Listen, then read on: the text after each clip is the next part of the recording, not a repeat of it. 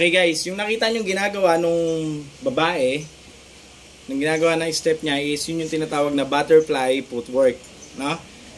So, parang mahirap, pero ituturo ko sa inyo kung paano yon. Okay? So, sumunod lang kayo sa akin. So, first, yung inyong right foot, dapat gaganon. Okay? Isa pa. 1 and 2. Okay. So, next, your left naman is i-slide. Pak. Okay, simple lang. Isa pa. Slide.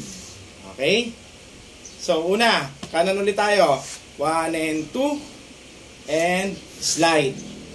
Medyo bibilisan natin. Tapos gaganon. Okay? So, butterfly footwork. Isa pa.